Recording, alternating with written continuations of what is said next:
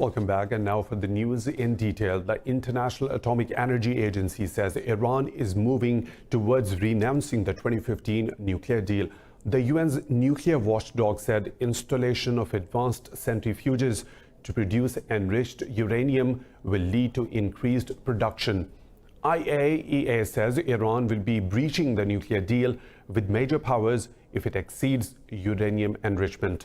Meanwhile, Iran says the EU has failed to act on their promises within the 2015 pact. 18 fighters of pro-Iranian forces have been killed in airstrikes in eastern Syria's Al-Bukamal region. Syrian Observatory of War Monitor says it is not clear who carried out the raids. The airstrikes targeted Syria's remote eastern desert. Control of the area is split between US-backed Kurdish fighters and the groups aligned with the Damascus regime, backed by Iran and Russia. More than 300,000 people have been killed in the complex Syrian conflict since 2011. 29 people have been killed in two separate attacks in northern Burkina Faso. The government spokesperson Ramiz Fulgans says the attacks were a bid to sabotage security efforts in the region. Fulgans said 15 were killed after a van hit an improvised explosive device in Barcelona area. He said 14 others were killed in another attack on a food convoy. The government officials say military reinforcements have been deployed in the area to prevent more attacks. Lebanon's Hezbollah claims it has downed an Israeli drone outside the southern town of Ramia. This is the second time an Israeli UAV has crossed over into Lebanon in a week.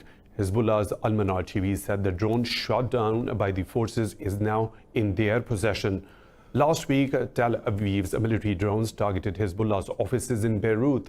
Chief Hassan Nasrallah had warned of counterattacks deep inside Israeli territory if it violated Lebanese airspace again.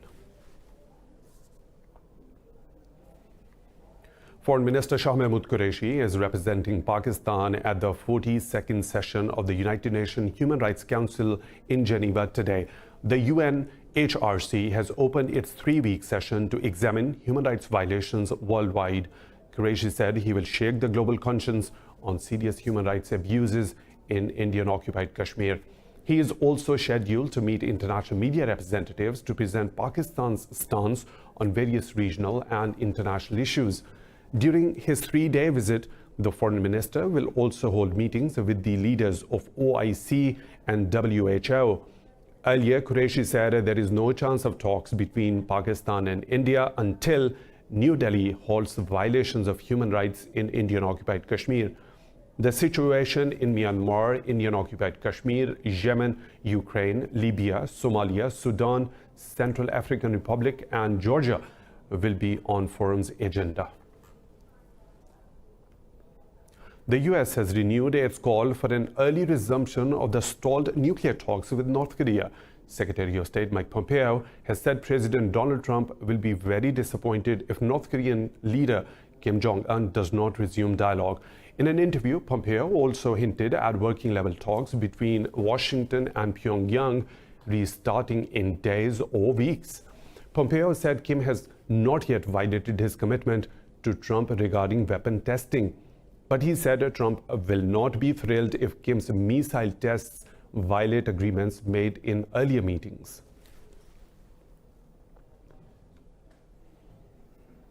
Ireland says there would be a no-deal Brexit if there is no backstop to prevent a hard border on the island. Irish President Leo Varadkar was speaking in Dublin alongside British Prime Minister Boris Johnson. Meanwhile, Johnson said a breakthrough on the Irish backstop is unlikely. Varadkar said Ireland prefers to have Brexit resolved by October, but will consider a delay if there is a good reason. Speaking in Dublin, Johnson said he is undaunted by Parliament's attempts to block a no-deal exit. He said there is still time to debate the matter in Parliament and deliver Brexit. Johnson will try to save his job and his hardline Brexit strategy in the UK Parliament today. His bid to break the deadlock through a snap election is also facing an almost certain second successive defeat. President Vladimir Putin's party has won a majority in Moscow elections. Election officials say the United Russia won 24 seats out of the City Duma's 45. The Communist Party claimed 14 seats, while the center-left Just Russia took 4 seats. The election came into international limelight after opposition candidates were barred from polls. This sparked mass protests. Putin's United Russia lost 16 seats from the 40 it previously held. Central Election Commission Chairwoman Alla Pamfilova says over 90% registered voters cast their ballot. State communications watchdog Roskomnadzor has accused tech giants Google and Facebook of election meddling. Roskomnadzor says US tech giants allowed political advertisements during Sunday's polls. It said they had been asked to ban such publicity. Russia and France have called for combined efforts of all signatories to save the Iran nuclear deal. Earlier, Tehran said it was activating nuclear centrifuges, taking a third step away from the accord. The Kremlin said French and Russian presidents discussed the nuclear pact on phone. It said Macron and Putin exchanged information about steps they will take on that track. The two presidents also assessed Saturday's prisoner exchange between Russia and Ukraine. They expressed hope for normalization of Russian-Ukrainian relations. The Kremlin said both heads of the states have agreed to continue contacts. Foreign and defense ministers of the two countries will meet today in the Security Cooperation Council. The fourth round of Russian-US counterterrorism consultations will be held in Vienna today. Russia's Deputy Foreign Minister Oleg Syromolotov and US Deputy Secretary of State John Sullivan will take part in the talks. Sullivan says he will use the platform to facilitate information sharing so US can be protected from terror attacks. Syromolotov said both parties will sum up results and outline prospects. He said terrorist migration, the activities of IS in Afghanistan, and terror financing top the agenda. Syromolotov said counterterrorism cooperation builds confidence necessary for progress in bilateral relations. Much like the on-ground situation in Gaza, Palestinian democracy tells a story of utmost devastation and isolation. Elections haven't been held in the Palestinian territories since 2006. This report has the details.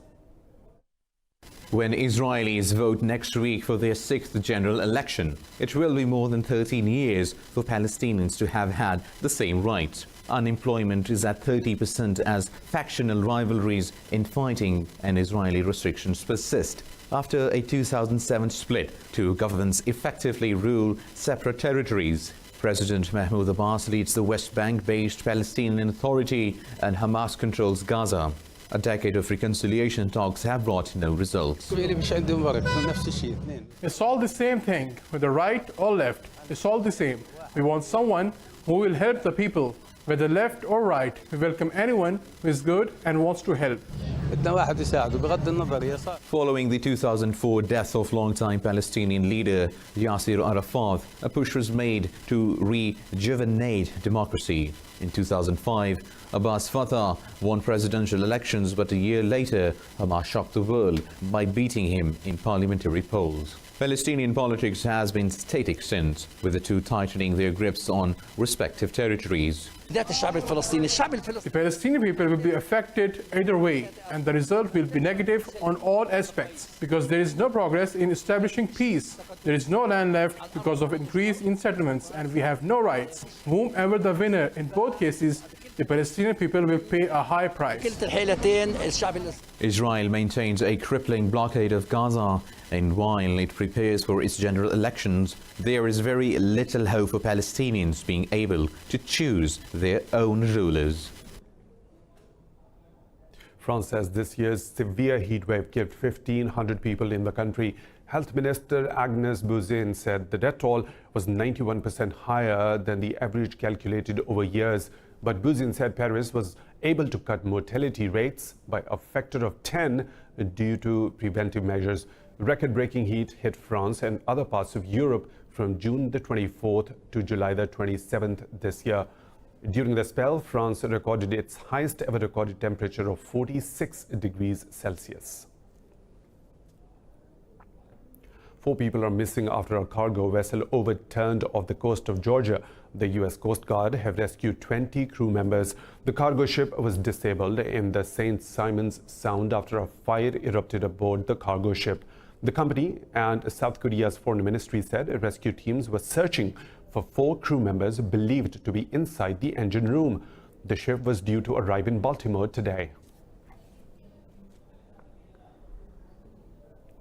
The 9/11 attacks have brought the world's attention to a little more than anti-US terrorist organizations. The first responders battle for life as the calamity increased their risk of developing cancer and other cardiovascular diseases. More on their lives in this report. As the 18th anniversary of the 9/11 attacks approaches, New York continues to count the number of people who have developed cancer or other serious illness. The attacks at Twin Towers release unprecedented amounts of carcinogenic chemicals into the air. Firefighters and volunteers who helped with the month-long cleanup were the first to be affected. And it was determined that because I was down here and I had so much exposure to it, my cancer was most likely related to 9/11. And then also developed in my lungs. Never smoked, never did anything. But it spread so rapidly also.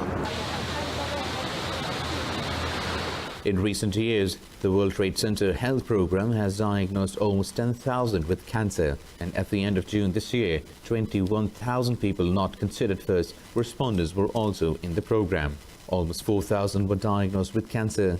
Health experts note a clear correlation between the two events. There's never been an attack comparable to September 11th, and there's never been a chemical exposure comparable to September 11th. So nobody could predict exactly what would happen, where you take billions of tons of building material that cooked together for 99 days and emitted into the air downtown.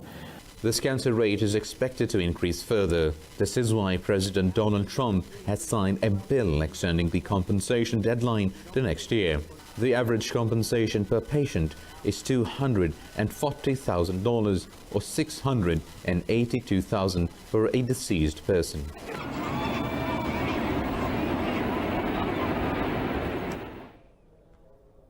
Moving on to Madagascar, where Father Pedro, considered an arm of God by the locals, has established a town on a landfill site. Akamasau offers home, education, meals, and above all, hope to an otherwise impoverished community. Watch this report for more. A mountain of garbage that became an oasis of hope. That's how one resident of Akamasau describes the dump site.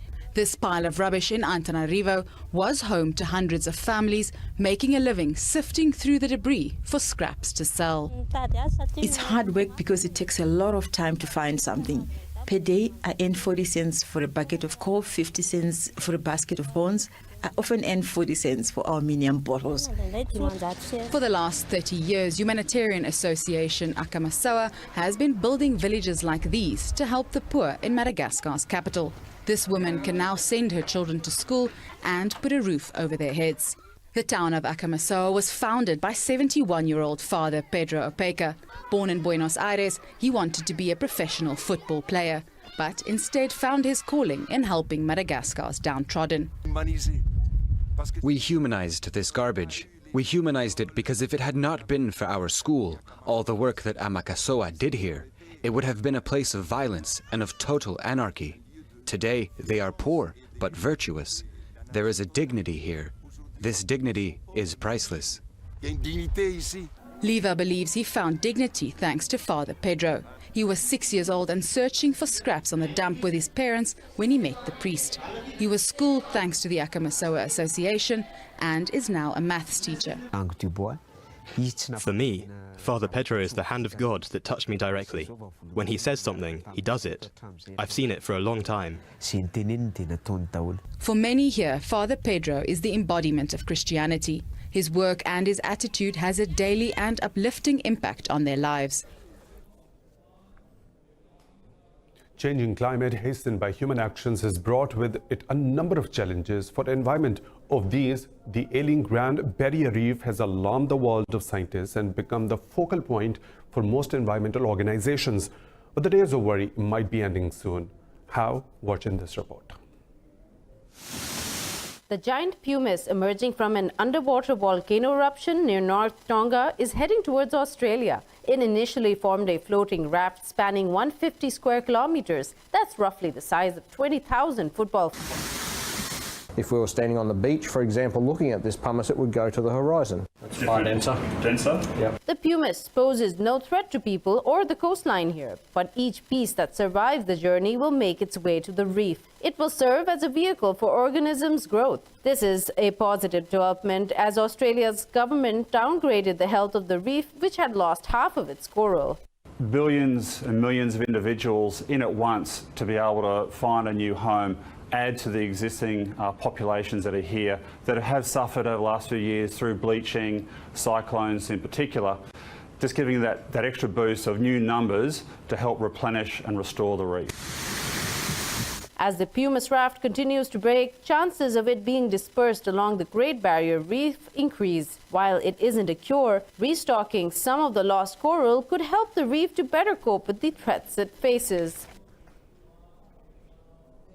The first beauty pageant for people with albinism was held in Malawi. The winners of the pageant were crowned by the country's First Lady. This report has more.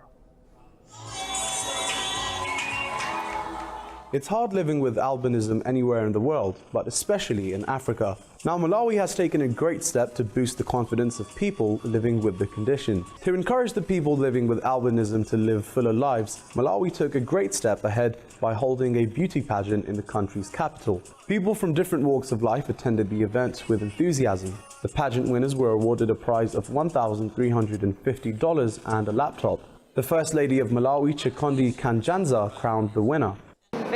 Very excited. I didn't really expect to be the first ever Miss Albinism in Malawi.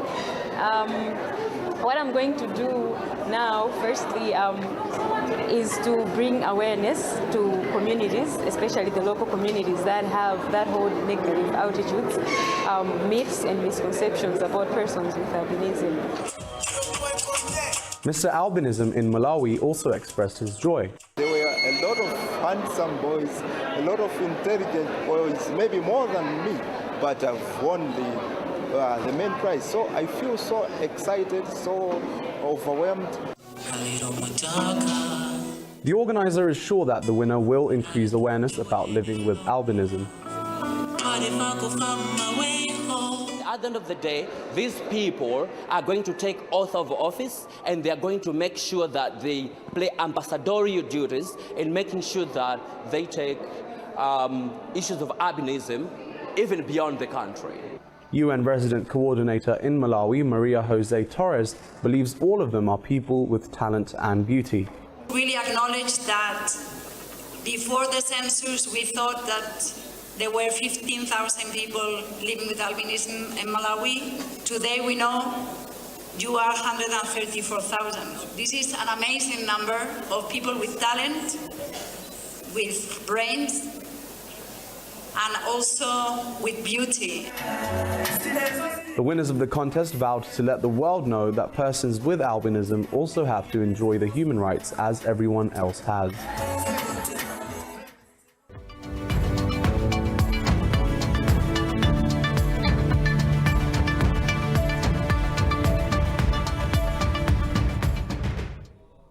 And now the business updates. Asian stocks have tiptoed higher today amid a cautious market mood. There is hope of growth in the world's major economies. The positive mood was backed by China's central bank as it cut the minimum mandatory cash holding limit on banks.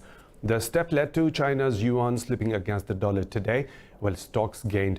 The Shanghai Composite Index is up almost 0.6%. Japan's Nikkei and South Korea's Kospi edged up over 0.5%. Australia's ASX 200 and London's FTSE 2 gained fractionally.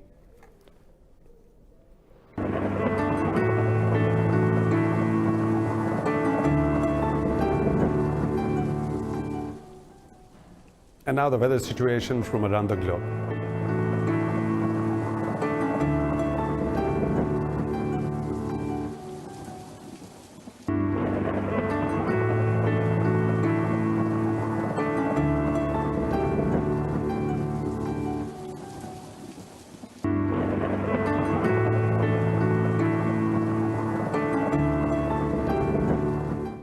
And that's all for now. For further updates, stay tuned to Indus.